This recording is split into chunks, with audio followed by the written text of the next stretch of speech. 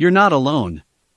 If you need someone to talk to today, please contact Crisis Services Canada by either calling them at 1-833-456-4566 all hours of the day.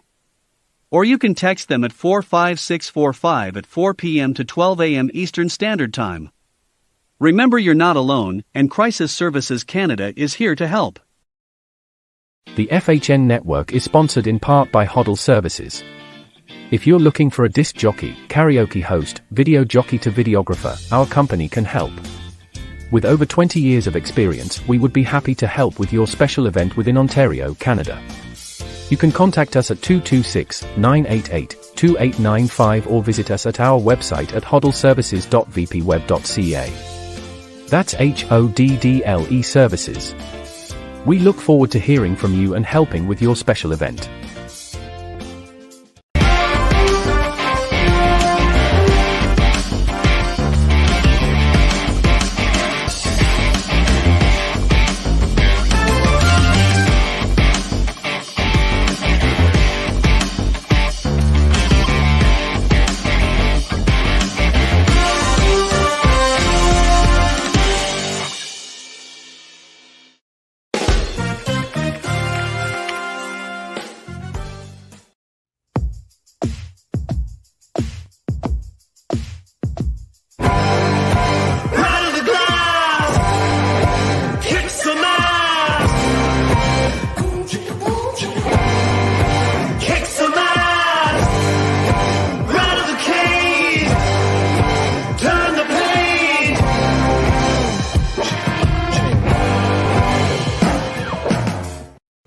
Yes, what's up, OTP fans? Thanks for tuning in. Live recording of Season 3, Episode 17 of Off the Puck Hockey on the FHN Network. I'm your host, Tyler Fines, and you can catch Off the Puck on Rogers TV Channel 20 and Channel 13 in London, St. Thomas, and the Tri-City areas at 9 p.m. You can also view our live recordings on Mondays at 9 p.m. The odd time we have a different guest, like tomorrow. We're going to announce that at the end of the show. We got a great guest for tonight. Just follow at Off the Puck Hockey for dates and times to make sure that you're seeing all of our live recordings. And as always, make sure you download it on Spotify and iTunes. But before we get into it, I want to say hello to my co-host, Adam Stiles. What's up, fella? What's going on, buddy? I was able to get the nail polish off last night for my daughter doing my nails. Nice. The toe polish, though, it ain't leaving for a while, I have a feeling. So luckily no one's going to see the feet. But man, I want to get right into it today because we got a lot to talk about. We got a great guest on tonight. And I don't got long enough to read the resume, okay? I do not have long enough. Really well known in the hockey world. Job titles such as NHL Assistant GM, NHL Director of Amateur Scouting, OHL, WHL head coach, president of one of the largest spring hockey tournament programs in the entire world. And I remember working for him saying he's probably coached more hockey games than any human on the planet. And I don't disagree with him, guys. This is Lindsay Hoffer. How are you, Linz? You made me feel really old. Well, when you have a resume like that, you gotta read it, right? It took some time. It's their 30th year at pro hockey this year. So is that what it is? 30 years. 30th anniversary this year. Oh, jeez, that's insane. Yeah. But great to be here, guys. How much do you know about Pro Hockey Their Styles? About that company? I know a bit, but not as much as I'm gonna learn. Well, I'll tell you what. Anybody who's played that I've talked to has come around and have played in pro hockey at some point in their lives or know someone that's played. That's how much that company's impacted their lives about spring hockey. But let's just quickly get into how you're doing, Linz. What have you been doing during the pandemic? Been kind of busy the last couple of years. Obviously, left Arizona about a year and a half, maybe 2 years ago. At the time, there wasn't a ton going on with COVID. We had made the playoffs that year, and it was the first kind of time that we were in the bubble. And that was kind of the start of COVID. And it's been pretty quiet in the hockey world. It's been a lot of uncertainties and a lot of offs and ons. So actually went to Bahamas last year for about 4 months, started a project there at Bahamas Ice, and we're in the process of building the first rink in the Caribbean. So that's been a on and off project here for the last year and a half. Spent some time back there in October and probably going back very soon again. So that's got some traction. We've started a new company with a couple of boys from St. Thomas, Will Cook and Mike Ellis from the Tampa Bay Lightning, called Highlights. So that's kept me busy. And then some side projects, just some kind of marketing and I guess virtual hockey card stuff, like stuff that's kind of experimental. We put it still, in the works, but stuff that's I find interesting and kept me busy. I've not really been involved too much trying to get back into the hockey world. I've just been kind of busy with these projects and doing some things that were on my plate that I wasn't able to do with the busy schedule that the Leafs and the Coyotes had me running around the planet with. So I gotta ask about the Bahamas gig. Like how did that come about?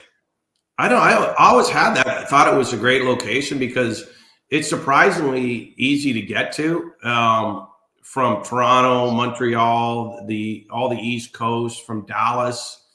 Florida is a new hockey market. So I just thought it'd be a great destination tournament for youth hockey and adult hockey. And basically the weather there is great, like every single day. So it's just a kind of a getaway. And there's some NHL clientele there.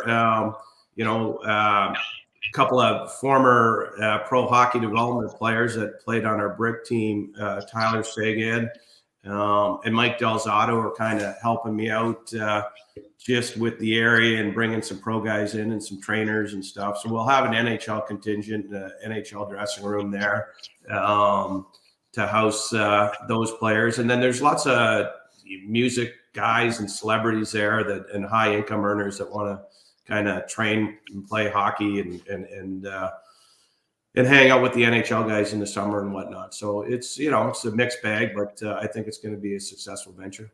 And is the rinks not physically there yet? Is it being in process, or is it already? Yeah, we're in process.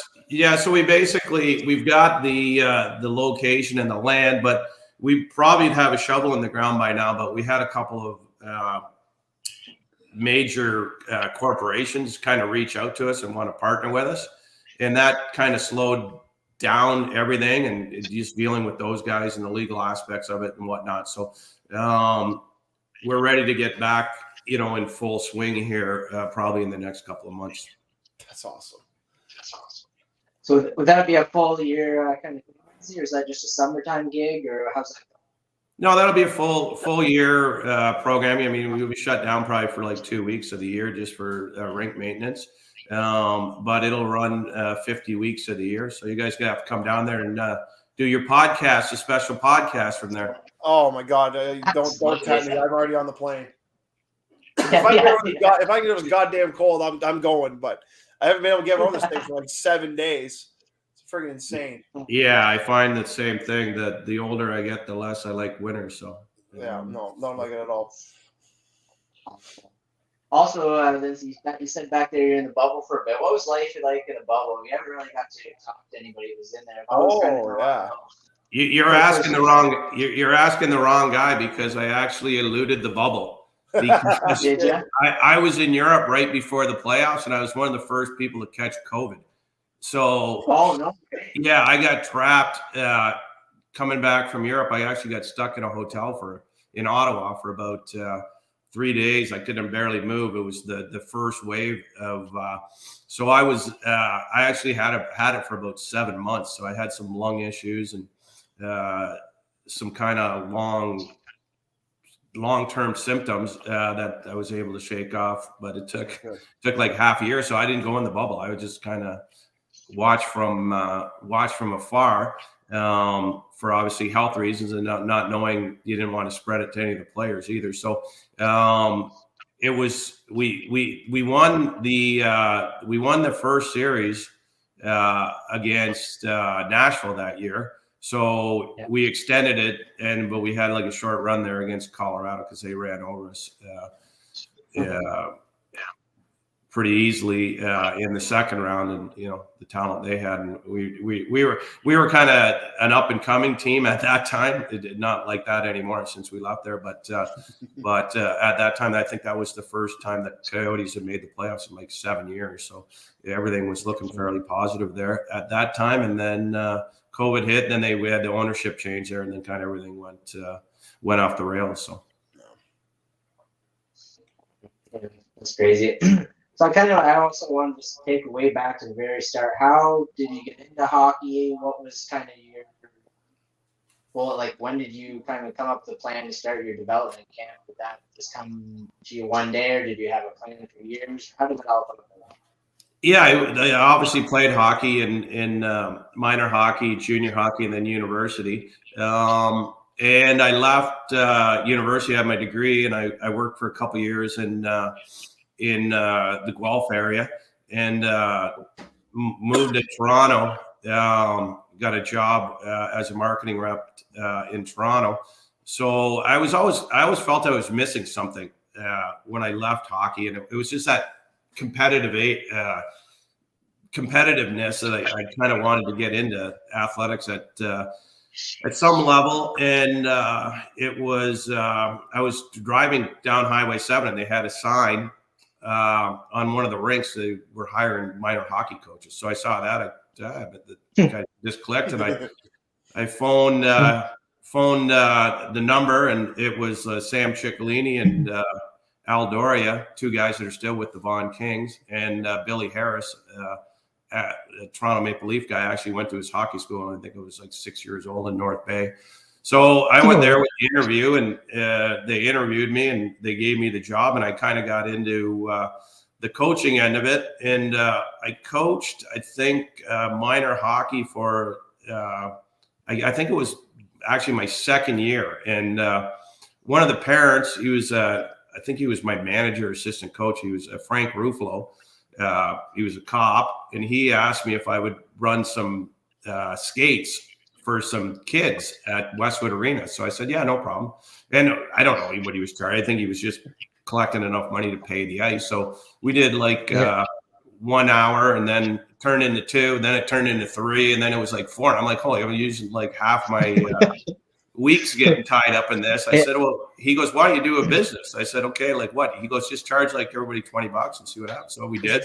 So it kind of got, wow, you can actually, coach and run kind of a business here. So I put a little business plan together, and went to the government. They had a kind of a new ventures business plan type thing, and they gave you, I think it was like $15,000 if you could match 15,000. So I raised 15 on my own that I just collected from working, and then got the 15 from the new ventures loan, and then I borrowed I don't know how much, maybe 30, 40 grand from my uncle and my father. And I started a little store in Vaughan with like a shooting and weightlifting and kind of training area in the back. And now this is like 30 years ago, so nothing's going on. And then I did the tournaments and spring teams and hockey schools. And we did hockey schools like basically 8 weeks of the year in Canada and the US, and traveled around. But the funny part of that is my dad, I actually was really nervous to go ask him for some money, to lend me some money. And he goes, what's your idea? And I told him, and he's like, he goes, it'll never work. He goes, but how much money you need? So I said, okay, I'll take it. And he gave it. But it actually 30 years later, he's not around, but I know he'd be proud of it today. But yeah, it really took off. And we were kind of the first guys that, ever really put the complete package of the spring and summer hockey together with the training and the tournaments and the hockey school. So it's really taken off, and you can see it's like a pretty big industry now in Canada, US, and in Europe. So yeah. I really want to talk about here. I really want to talk about the pro hockey business, because I think it's an unbelievable model. Had the opportunity to work with you, learned a ton, and then all of a sudden, Everybody goes in their separate ways. It happens. It's business. The one thing that always intrigued me, Lindsay, was the argument back in the day, and you get it worse than everybody now, was spring hockey is just a cash grab. And I'm the only reason I'm saying that is because I had so many people message me and wanted me to ask that. And from what and I just wanted your opinion on that and how you've seen it develop young men and young girls into great hockey players. And a lot of it has to do with the spring program you've developed. It's almost the complete opposite. Yeah. And I mean, basically everything I've done in my business is basically anything that I enjoyed doing when I was a player or a kid. And I got to play for, I forget the guy who did it, but it was like Eastern Ontario spring team. And we were like in junior hockey and we did it. And I loved it. And you got to play with guys on other teams. And, with elite players, like it was kind of an all-star team of the winter teams. So that's kind of where it took off for me. And I mean, to me, it's just like we developed so many great teams and great friendships and great families. And I don't know, it's just something different than the winter. It's just like you go there and it's a weekend tournament. It's new people. There's a big social element to it. You can get these top players together. There's just some super events too. And we built a lot of these events for families. So they're family friendly. They're in destination areas such as Las Vegas or Nashville or New York City or Los Angeles. We do one right in Anaheim, right on the beach there. And then European travel. So all of these things are just things that to me, they give great memories for players, great experiences. And I was looking like if I was a player, then, and I had the means to do something like this, where would I want to go with the hockey and how would I want to do it? And these were kind of where these ideas, spring from. So, I don't know, cash grab, no one's twisting anybody's arm to do anything. Exactly. It's, if you run a good business and people are happy, this is 30 years. So it's been, 30 years, you've built a business on your reputation and proper programming and treating people the right way. So, that would be my answer. I mean, if people, don't believe in spring hockey, then, don't play it. If you don't believe in winter hockey, don't play it. If you don't believe in hockey, don't play it. I mean, everybody makes their own choice. Absolutely. And I said the way I've defined it to parents, I said, number one, experience. It's an experience. That's what it is. It's a change of pace. It's a different type of environment. And at the end of the weekend, you get to go home, and that's the end of it. Like, you get to see them maybe a weekend or two a year, but that's it. The second thing is that, like Lindsay said, the best players typically play. I would say 90 to 95% of the top kids coming through will play some type of spring hockey in their life and continue in a continued fashion, some way or the other, because they love it. They're addicted to it. They want to play it. Yes, there's the odd person that throws them into it, but they want to play with that level of player. And then not only that, it said you get to play with different players, not the same guy. So if you're from a small town like St. Thomas or Orangeville and you're a really good player, like, you're typically going to play with the same 17, 20 guys your entire life, unless you get an opportunity to maybe play something like this and get shown. Like, that's how I got to play with Patrick O'Sullivan. I would have never got that shot being in Orangeville if some guy didn't call me to go play with him. Yeah, no, I think you nailed it on the head. Pat played for us for years too. And I mean, we've had some, and also you get to play with a number of different coaches and whatnot. I mean, we've had some great coaches too, like Hall of Famers, Paul Coffey, Wendell Clark. Warren Reichel's not a Hall of Famer, but a great buddy of mine. Tucker, Corson, all those guys have been around. Jimmy Hughes, great guy he's got 3 kids in the NHL now. I mean, you get a lot of these players wouldn't have got an opportunity to meet these guys or be coached by them. And the spring hockey allows it to. And I agree, Tyler, too, that, I mean, playing your winter team and then just continuing it for 12 months of the year would grow old on for everybody. But I think this is kind of something that's, it's a weekend thing, and it's a new group of players and a new group of people. And you also get to play with some U.S. players. You get to play with some Euros. There's a nice mixture there that that's appealing to people. And the demand's always there. And if there's no demand for it, then there's no business. So obviously people enjoy it. They like it. They like the events. The events keep growing. There's way more companies than there ever was being involved in this. And, I'm proud of it. I'm proud of what we've done. We've worked very, very hard to do this. We've developed a lot of good programs for kids. We provided a lot of great experiences for them. So I'm happy looking back after 30 years. It's been very, very rewarding in so many ways. And the friends that I've met and people that I've got to be involved with just because of it has made it all worthwhile. And it's great now. I'm coaching a whole bunch of guys that had played for me, but now their kids are playing for me. So that's really fun too. So it's when you go onto that pro hockey website and you see the alumni, like even just this year with Jamie Drysdale, Cole Perfetti, Tal Forster, Ryan O'Rourke, Luke Evangelista, the list goes on and on and on. The guys that have worn the pro hockey crest is insane. Like it's just absolutely insane. And again, it is something to be proud of for sure. And these guys, they all talk about it. Like you hear them say, like the spring hockey. A lot of them will say that the spring hockey teams were the best time of their lives. I've heard it many times from those guys. The brick tournament's the kind of the focal point of it, and Andy Wigston and Craig Stiles have done just a tremendous job there, just providing that opportunity. It's like it's like being in the NHL for 10 days. And we've had so many good players come through there, and the level of hockey and the excitement that goes into that week is unparalleled in anything I've seen in youth sports. So, I mean, there's just so many positives. I ran into Steve Stamkos, and he's still that team that we had put together. Delzato was on it, Peter Angelo.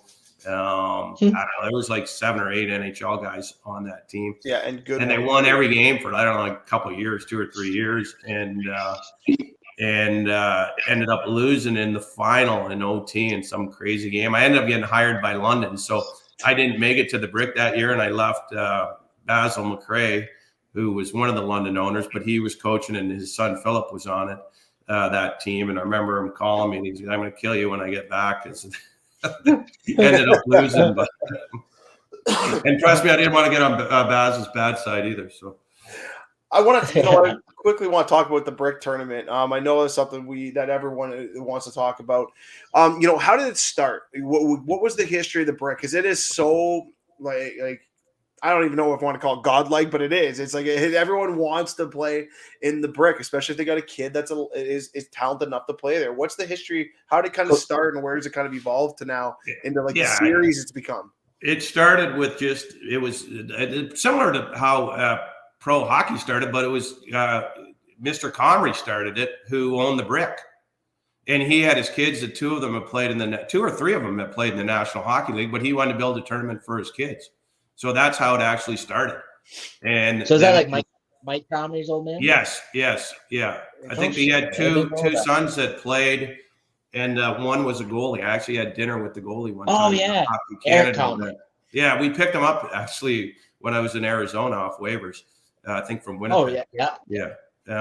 So he had started it, and then he had their staff over the years. It's just unbelievable.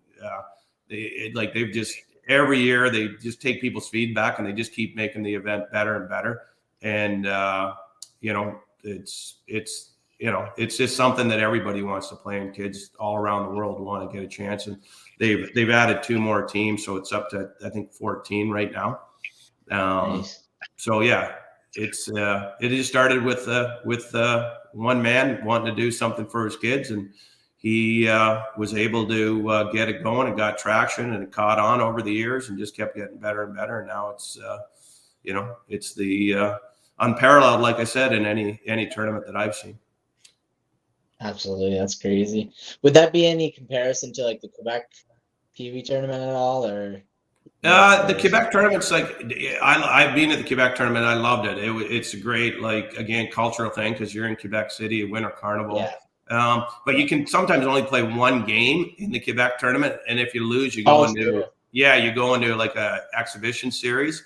and then you go some are 2 games, and you go into the kind of an exhibition series. So I mean that tournament in the winter is, you know, being the gold standard by, you know, everybody's standards, where, you know, you would be having a Pee-wee tournament, and, you know, you'd have 16,000 people in the old Coliseum in Quebec, you know, playing hockey. So it was like, again, something that was, you know, hasn't been duplicated on that level for the Pee-wee tournament. So yeah, that's a great one, but a little bit different. Way more teams, spread out a little bit more. This is more of a boutique-y event with just super elite, all the super elite, I guess, Adam players. Yeah. I want to roll into your scouting background eventually, but I want to kind of tie it in with a bit of the brick. I remember one of the first things he ever said to me, the line he said about Steven Stamkos, he said when you first saw him even at the break, he said, this kid's going to play in the NHL. And a lot of guys don't they always say, like, well, you can't tell that at Adam. Well, no, obviously you can't tell that. There's a lot of things that can happen throughout a young man's lifetime, but you know, you can see pretty early, Lindsay. You watched a lot of games. You know, you have a pretty good eye for talent. You know, are there guys that you just look at and go, if he stays the path like this kid's going? Yeah, and I think it's like, I think the talent thing is obviously Stamkos was like, he was just so much better than everybody. And it was just like, I love coaching with him because I knew I was probably up like 4-0 right off the start. So tough to lose. Made me a real good coach. So but yeah, there's guys that you see, but to me, it's like the attitude. And you meet the parent and you meet the kid, and then you see the talent. Because I've seen tons of talented guys too go the other way, and where you know, you're just getting the wrong message, wrong direction. They've got no humility, and they think that that they're, you know, they've already made it when they haven't. And Stamkos, you know, is like that. Another guy. So we were in Europe in Italy, believe it or not, and I was standing beside one of the parents, and I'm like, which guy is your kid? And he's like, points to the kid, the guy's skating around. I go, your kid's going to play in the National Hockey League. I go, how? He goes, how can you tell that? I go, well, he was obviously giant, number one, but he looked like he was just like, it was Jeff Chikrin. So the boy I stand beside, whose dad played in the National Hockey League, so it wasn't too far of a reach. It obviously Jacob, but he was just a man amongst boys, and his athleticism, and you meet the parents too. They were just humble, great people. So they were, you know, it's not. It's some guys you can tell right away, but other guys, you know, they find a way.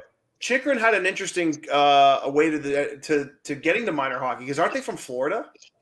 Yeah, they lived in Florida, and then they used to fly up and play in Detroit for the Caesars, and then they moved to the GTHL, played for the Junior Canadians, lived with Victor Mete. That's right, because that was John Winstanley's team. Yeah, longtime pro hockey customer of ours, and is still a client. I talk to Victor every couple of weeks at least.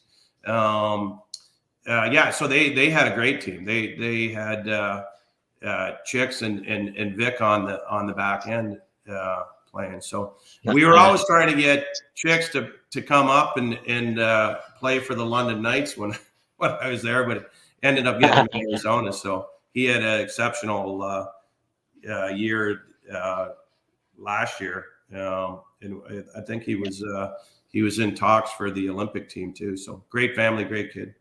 And you know he's what?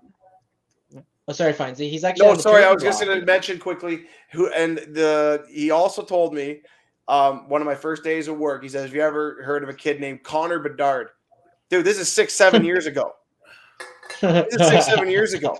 And he goes, just Nailed wait. It. He goes, just wait. He says, just wait. Just wait. And look at him now. I don't know if you remember that conversation, Lynn, but I remember you talking about him. Well, Shane Wright and him, but I got to give a lot of credit to my wife too on those guys, because she's actually helped me a number of times, just getting players, and we. I remember Evan Bouchard that plays for the Oilers. I hadn't really seen too much of him, and then she's like, "You got to go watch that guy." And then he was kind of off the radar. I went and watched him, and then ended up introducing him to his agent, Dave Gagne, and then, or my wife did. And he ended up, we ended up drafting him in the first round of London. And then people were like, who is this guy? No one, and then he went in the first round to Edmonton, and he's having a real good year there as well. So she's involved in a big way, especially with all the younger kids coming up and the families and whatnot. And she has a pretty good eye for player, and she's pretty opinionated too. So if I'm wrong on something and she's right, I never will hear the end of it. So there's no doubt Vicky will call you out on that one. There's no doubt. That's hilarious. I was gonna say Chikrin there. I just heard yesterday or last night that he's on the block, and they're looking for some big return. They said Eichel kind of return. What do you think about that? Do you think they can get some kind of return like Eichel got, or what do you feel about that? Yeah, I mean, he's a great player. He's a 24-year-old defenseman on a excellent contract, like a team-friendly contract. And I know Chicks put in the right environment will excel. Right now they're kind of, I don't know what they're doing. They're kind of just on their heels all the time, and they kind of just tore everything apart, and it's really hard to play. It's really hard to develop players in that type of environment and culture. So I mean, I'm sure there is a giant demand for him, and I'm sure they will get a lot for him, as they should. He's a great player, great person, and there's very few people that will train the way Chicks trains either. So like that form of leadership kind of rubs off on people. Like he's a real professional when it comes to any of the kind of off ice habits that young guys need to see and to follow. So I think that I mean, if you look at defensemen of his age, I'm sure he's one of the top in the league. So he's definitely the show gets broadcast. Definitely a man of. Oh, sorry. Oh, no problem, dude. No, just I was gonna say, I'm going to talk about your favorite team, dude, the London Knights. Oh yes, London Knights. Into the Knights. What I want to How about them? Just an unbelievable winning record as not just coach, but also as the director of scouting with the Knights. Talk about your years working there with the Hunters and kind of developing a winning culture, and maybe what your contribution was to helping that team just build success upon success. So I was actually the first guy they ever hired when they bought the team. So we had they bought the team when it was at the old Ice House. And the team had just missed the playoffs, and then they lost a majority of their top players to either the NHL pro or the guys that just left because they were overage. So we were picked for last place that year. We drafted Rick Nash first round, and nice. That helps. Remember, like Mark telling me, he's like, this, a lot to ask a guy to be, be one of your top players when he's this age. So we had him like penciled in on the fourth line, left wing. And, first day of training camp, like Nash would just like lighten it up. And then after the thing, we're kind of, no one really said anything when we were watching him from the press box. And then we come down, Mark goes on the board and like takes Nasher from the fourth line depth chart to the first line. So, we had some good players that year. We had Dan Jimseski, Chris Kelly, who is coaching with Boston now, who played in the NHL for a number of years, Danny Bois, Mike Stasopoulos, Rick Nash.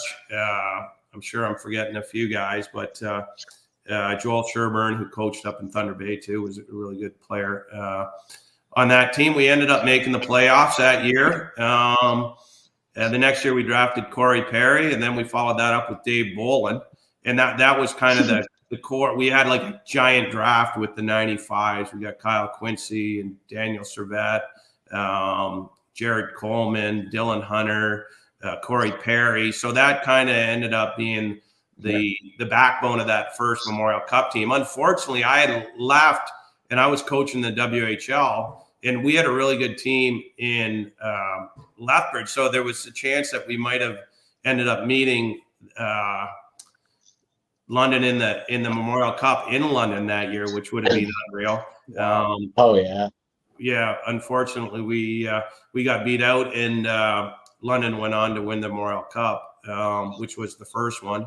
And then I came back, and Mark, I was just running the pro hockey thing. I hadn't seen Mark for a couple of years, and my kid was playing in the Silver Stick in Whitby, and Mark came down.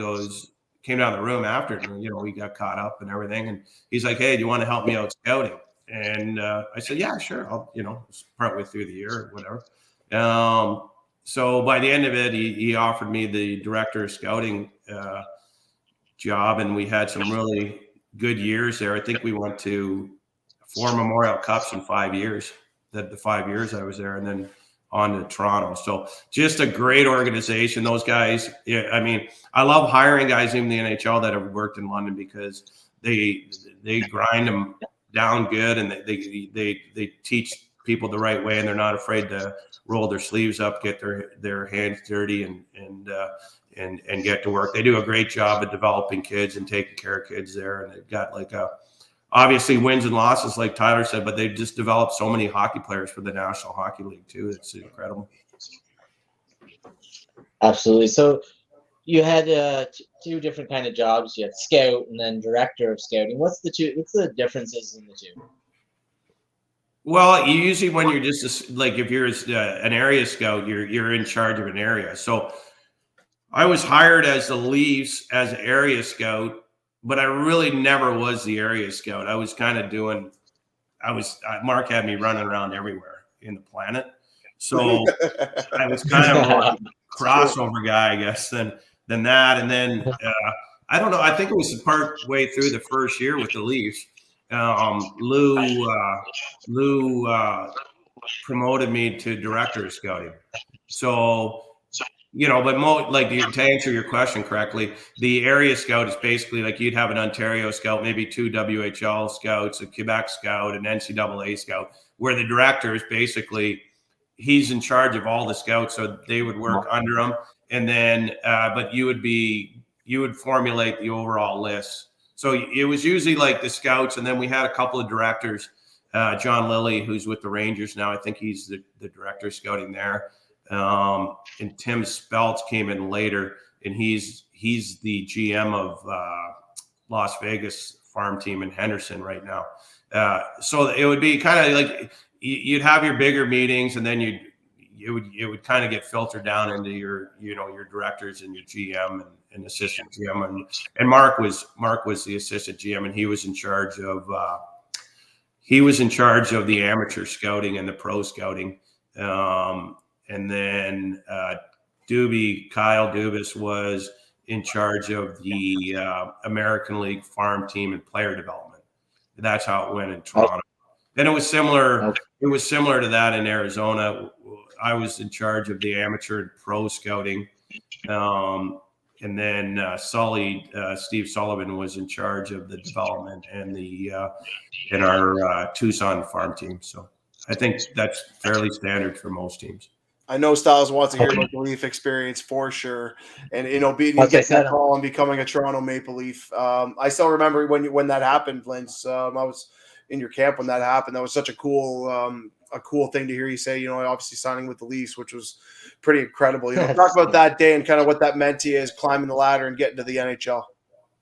Yeah, I mean, I owe a lot to Mark Hunter on that too, because he was obviously my boss in London, and then my boss in Toronto. So him and I are a very close relationship, and we kind of think the same way as far as hockey goes. And we can agree to disagree, and kind of I'll go check his work, he'll go check mine. So yeah, he got the opportunity there as assistant GM, and then again, I think I was the first guy hired again, so I was lucky there. But working for Toronto was unbelievable. I was always a Montreal Canadian fan, so I didn't really like the Leafs. But when I got there, and then the just original 6 franchise, and I knew everything about the history of the Leafs and whatnot. and then it was such a great organization how they treated their people there. And the players and the people that worked there, they were unbelievable. And to be involved in that organization was something that I'll never forget. And we had some great drafts there. The first year we got to draft Mitch Marner, who's obviously a kid that was with pro hockey since he was like 5 or 6 years old. And that I drafted in London in the first round. And then to be able to get him again in Toronto was an amazing feeling. I was actually choked up there at the draft table. That's crazy. Yeah. I was trying to hide because I thought I might cry. So it was a Yeah. little bit emotional there. And then the next year we got Matthews, which was a really obviously to have the first pick overall was really, really exciting. And to land those two of those players in your first 2 drafts in the NHL was huge. And then we drafted Liljegren, who's now playing solid minutes with Toronto. Yeah. And then Sandin, we got him late. And he looks like he's going to be a really good player. Yes. And so they were great years getting to work with obviously Mark again, but Brendan Shanahan and Lou Lamoriello is like obviously a legend in the sport and has so much to offer. And we kind of unique way of coaching or managing, and then obviously getting to meet and watch Mike Babcock and Jim Heller. Who's a good friend of mine, and met Mike Ellis there too, who to me is the top development person in the planet. I think Toronto really missed him. He was, I think, a big part of them winning the Calder Cup when we won the Calder Cup in Toronto. And then he goes on to win 2 Stanley Cups back to back in Tampa as a director of player personnel. So that guy's got, he's obviously very talented. Yeah. I actually have one question about the Marner draft, and I've always wanted to ask you, what was the conversation like between him and Hanifin? Because that was the argument. Mm-hmm. God, Linz, friggin' Toronto. Everybody was like, why would you take this guy over this guy? And I'm sure it was a battle in there. What, at the end of the day, said, this is our guy? In all honesty, everybody wanted Mitch, like the whole staff. And Mark would have just walked away. He was, I quit. Like, I just won the Memorial Cup with him. Like, I've known him since he was tiny. We drafted him. There was more of a fight actually in London early to draft him because he was like 5'4", and none of our scouts really wanted him because he was like a little flea. But Babber was just because Babber wasn't going out scouting or anything, and you'd go out and watch one game or something, and then depending on how the game, and then you'd listen to other people, and everybody wants a big D man, and Hanifin was like he was kind of, that guy, he was like touted as number 1 overall at times when he was coming up, and I guess not number 1 because that would be McDavid, right? Mm-hmm. That year. But he was right in there at, I think, number 2 he was definitely for a bit, and then Eichel came, and then it was like him and Eichel, right? That was a draft. So, he was, I think Babber was the only guy that was really pushing Hanifin, and not that he was in love with Hanifin or knew anything about Hanifin. He probably just talked to somebody and, obviously wanted a D, but, obviously Mitch was the best player in that spot. I mean, McDavid, probably, arguably the best player in the world. Eichel's had his ups and downs, and to me, Mitch is probably clearly the second best player in that draft to date. And Arizona took Strome, so we had our fingers crossed because we didn't know if they were going to take Mitch, and then Mitch fell to us, and then that's how we got him. So. And then you got Matthews the year after. What's that conversation like when you get to pick number 1 and you got a guy like this on the board? Was it always Austin? It was Austin basically from the minute like the year before ended, because he had played the year before and guys had seen him. And then we didn't really, in all honesty, we didn't really watch Matthews much, because it was just, we were drafting Matthews if he was there, it's the center. So I saw him at the World Juniors, and he was just, he was good, but he didn't have the greatest tournament. And then I went and watched him in Switzerland Pro, and he was really good. Their team finished first. I think he was one of the top scorers in the league, if not the top scorer, but they lost in the playoffs that year. They got beat out in the first round, I think 4 games to 1. So his season was over. I think he played in the World Championships, but we didn't know that we didn't know we were going to win the lottery. So we had Puviari and Laine that we had to go watch. So I spent 2 months of my year that year in Finland watching Jesse Puviari and Laine play. And they played like right through to the playoffs. And Laine's team actually won, and he won MVP of the Pro League that year. And then he went on, he won MVP of the World Championships against all the NHL guys. And they won that championship too. And he won MVP of the World Juniors, and they won that. So he might have had the best draft year of anybody in the history of hockey, probably beside Gretzky.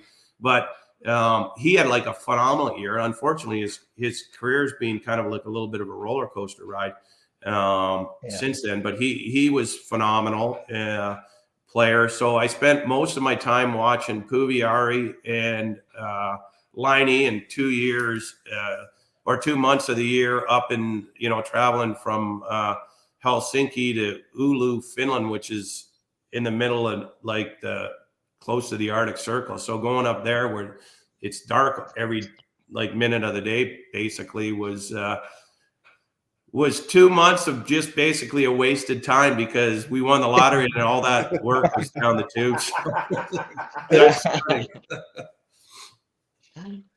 So on draft day, Lindsay, is who has the final call? Is it the GM, or is it the head scout director, or who has that final call? Well, the owner has the final call, but I've never seen an owner being involved. But our owner in Arizona decided to bring his baby up on stage, so none of us could say anything about that. And if you see our picture there, the 1 year, the baby's up there. So the owner obviously can do whatever he wants, but I don't think they have a say. They never really say anything about it. But the GM. So Lou could override anything, but Lou was not involved in the draft so much as he was in the process. So he sat in on the meetings, he'd ask questions, but it was ultimately Mark's call. Shanny had a say in it too. He could override because there's a pecking order, but ultimately it was Mark's call in Toronto. And in Arizona, John made it clear that he obviously had input, but he's like, hey, it's your call.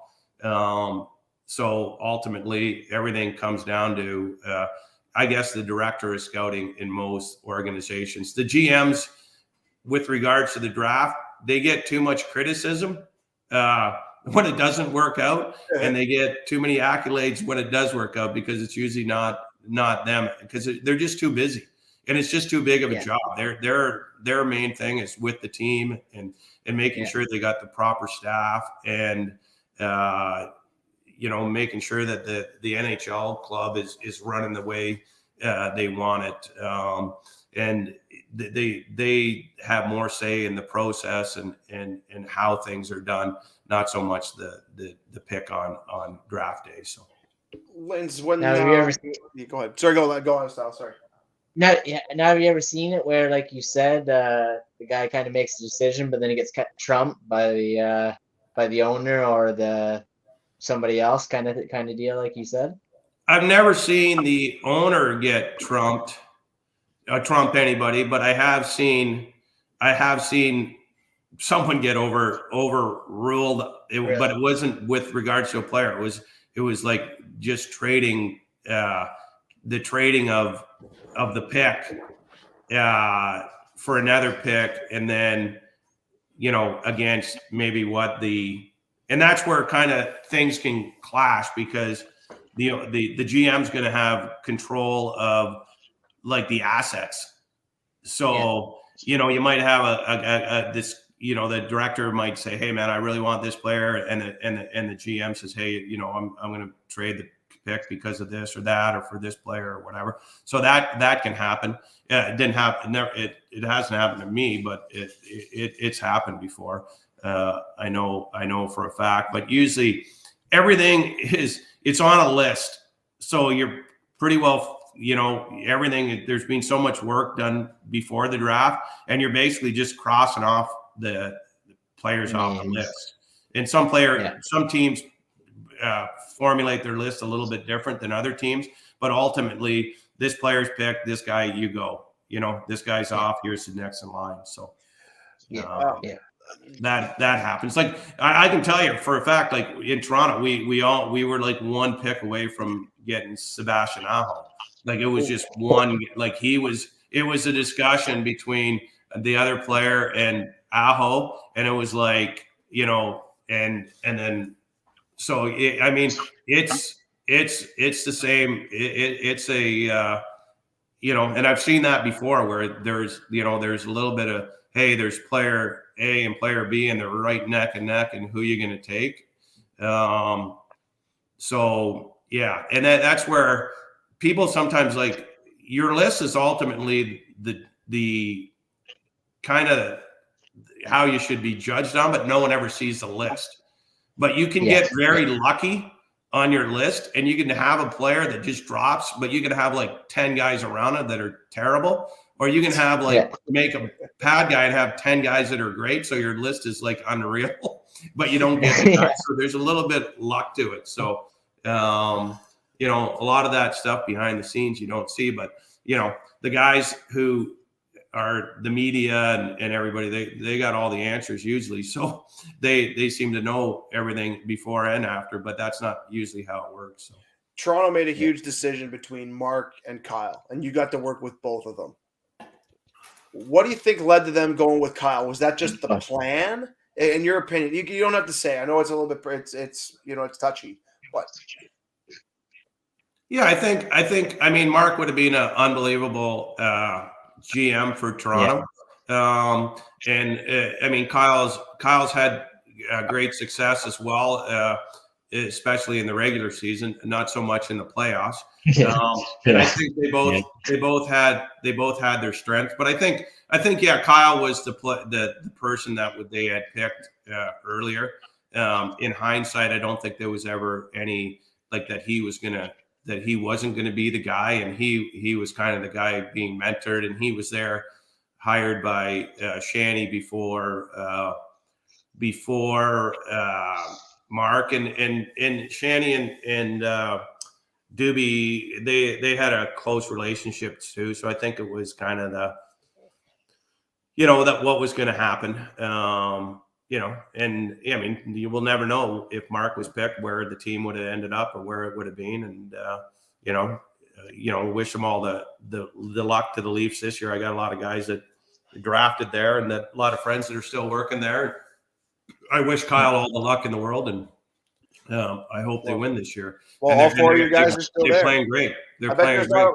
I can say right now, I bet you there's not a lot of scouts that have four guys that they picked in the first rounds that are actually on the team to this day making an impact. Yeah, that's true. It's freaking rare. I bet you there's a lot of guys kicking themselves, especially over a guy like Lindgren. He's up in time, but he's there. Yeah, he's there. Yeah. Well, he was an interesting guy because he was picked. He was supposed to be 1 or 2, so that was more like a philosophical pick because we were supposed to be swinging for the fences. Because we could have picked Robbie Thomas, who would have been a great pick that we had in London, that I had coached in pro hockey, played for a brick team too. And I know the family very well. I know Robbie. And Robbie was kind of your meat and potatoes to a, second line center, third line center type guy. But he's had a phenomenal career. So awesome. He would have been a great pick. And it would have been a real safe pick because we had him in London and we knew it. I know, in all honesty, Mark, if it was probably just up to him alone, that would have been the pick. But we had a lot of love Liljegren too, and it takes a little bit more, more time for defensemen to develop, and I think he's going to be a fine one. But going back to that, Tyler, that was a philosophical thing because we thought Liljegren had like mono, and then he had kind of had a up and down season with the pros because he wasn't playing a lot in the pro leagues, but he did have a strong World Juniors, and when he played his own age was knocking it out of the park as well. But the key is that they're playing, and we don't know. You know what I mean? The next 5 years, he might really cement himself in as a top 4D or something. You don't know. So we've only got a couple more minutes left for the TV version. We'll stick around for an extra 10 to get a little bit more audio. But you know what? Then you went to Arizona, and we had to touch on it. What the hell is wrong with Arizona? I think you talked about the ownership change, but my God, like I can't believe what happened, as they say.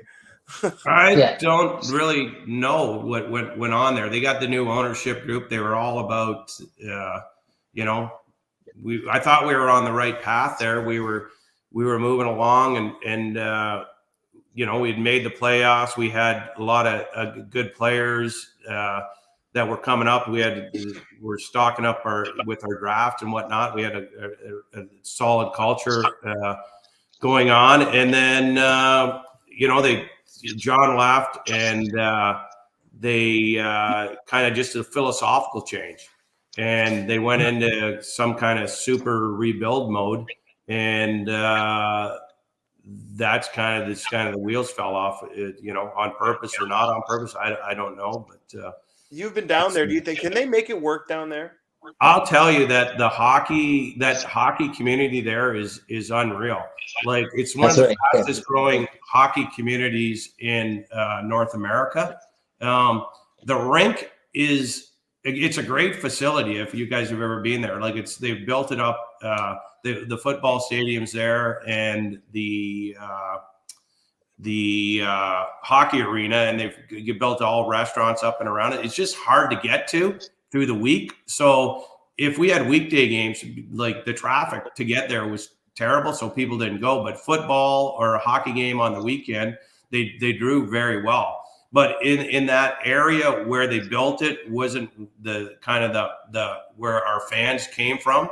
They were more from the Tempe area, and that's why they did well when they were in the arena downtown in Phoenix, if you remember, where the basketball team plays.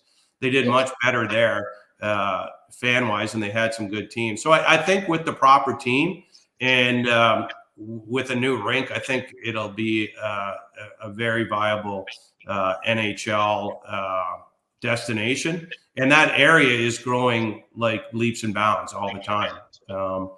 People are flocking to the low taxes and the hot weather there. So yeah, I think it's just, things just have not gone well for a number of different reasons. But to me, the community can support an NHL team and do a good job of it down the line. Well, we're going to continue on with a little bit more audio, but if you're watching online, I just want to thank everybody for watching the first portion of the TV recording of Off the Puck Hockey. You can catch us every Saturday night at 9 p.m. Rogers TV channel 20, channels 13. You can follow us on Facebook, Twitter, and Off the Puck Hockey. Lindsay's going to stick around for another few minutes, but if you're watching, make sure you download the podcast version on Spotify and iTunes. And thanks again to Adam Stiles. Mikey Walker couldn't make it tonight. Matt Huddle behind the scenes, and Marty Zilch for the theme music. This is Off the Puck Hockey. Let's go.